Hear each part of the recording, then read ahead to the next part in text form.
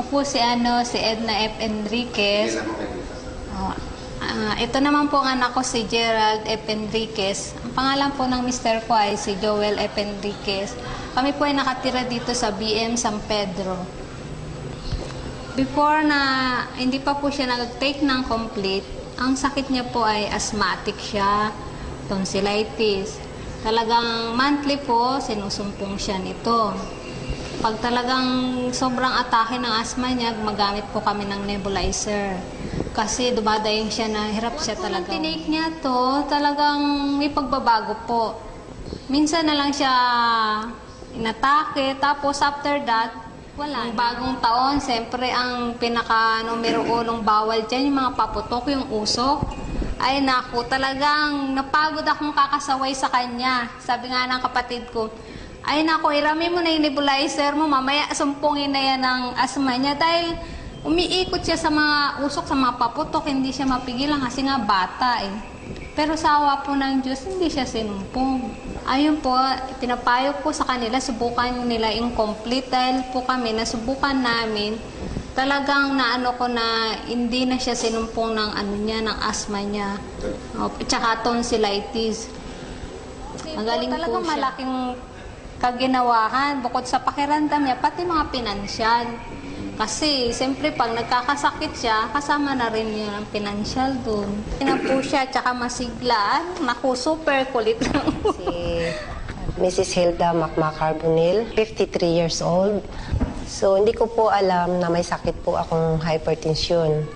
Noong January 6, 2009, nakagising na lang po ako na bulol na ako. Yun pala ay isang stroke na. So, sumuod kami kaagad ng provincial hospital at papalit-palit ang gamot sa akin hanggang sa gabi, nawala na ako ng malay. Nung nawala na ako ng malay, hindi ko na alam na ang akala ko, patay na ako talaga kasi naglakbay na ako sa ulap na puti. Ang kwento ng mga nurse sa akin na parang wala na akong pag-asa nung gabi. So, parang nagbagong buhay ako nung nagkamalay ako. Subalit, nung pagkagising ko, naduling naman ang mata ko. At ang kalahati ng katawan ko ay naparalyzed din. At 3 buwan akong pabalik-balik sa ospital hanggang sa 7 bisis pa rin akong na-stroke. Subalit, nung dumating ang isang member ng M Global na may dala siyang produkto ng Nature's Way na yung complete na pinainom niya sa akin ay nakatulong na malaki sa akin. Almost 1 week pa lang ako nagtitik ng gamot na yon, ay malaki na ang recovery ko. Nagpa-laboratory ako sa co-op ng aking goiter dahil yun din lang ang sanhin ng sabi ng doktor, yung heartbeat ko na pabalik-balik ay nag-negative. And then bumalik ako sa doktor ko sa Medical City, nagpa-check up ako uli. Nagulat ang doktor ko dahil ang laki ng pinagbago ng heartbeat ko. Ang sabi pa niya, normal na pala ang heartbeat mo. Nakatake na po ako ng isang pad ng complete na product ng Nature's Way, ng M Global. At hindi na po ako inaatake uli.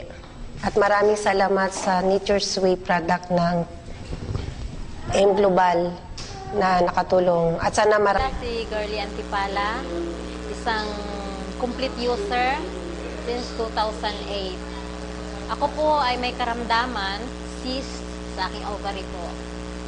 Nalaman ko nagkakaroon ako ng sakit na cyst sa aking ovary. 2 beses akong check-up, nagpa-ultrasound. At yun, nakitaan ako ng isang malaking bukol dito po sa aking ovary.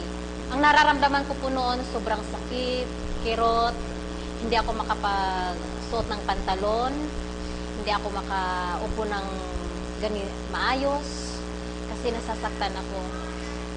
Yun po, nung nasa Adventist na ako, in-ultrasound po ako uli, at yun, nakitaan ko talaga na meron po akong cyst.